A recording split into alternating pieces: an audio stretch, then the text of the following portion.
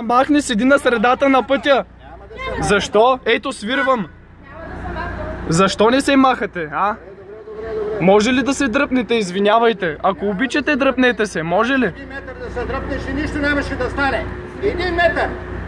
За 1 метър може... Вземи ми телефона, айде вземи ми телефона. Извинявайте, ако обичате, ще се дръпнете ли отпред колата ми? Може ли? Много закъсняхте. А, добре. Ама аз тогава ще мина, съжалявам, каквото стане. Ще те лежа. Майка. Аре, махни се, бе. И нищо лошо няма да ти направим, ти си намериш майстора, момче. Заплашваш ли ме? Не. Кажи го пак. Ама аз казвам, че нищо няма да ти направя. Ама каза, че си намеря майстора, то е готово записано. Не съм аз, друг ще чупи главата. А, добре. Това искам да ти кажа, ако имаш малко може, да го Ага. разбереш. Окей. Ама нямаш. Значи, какво каза, пак повтори? Може ли? Давай.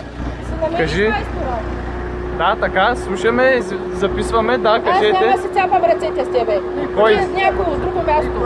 Добре. Той баща ти яди бой преди. Заради вас яди бой. О, биха го, Заради вас. Заради вас яди бой.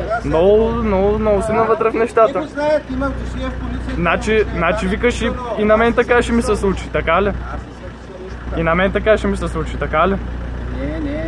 Аз казвам за баща. Ама не, ти какво каза преди малко, че някой ще се намеря майстора?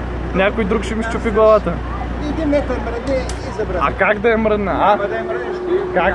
Кога трябваше да... Каза 1 метър мръдни. Как да е мръдна 1 метър? Няма да я мръднеш. Когато е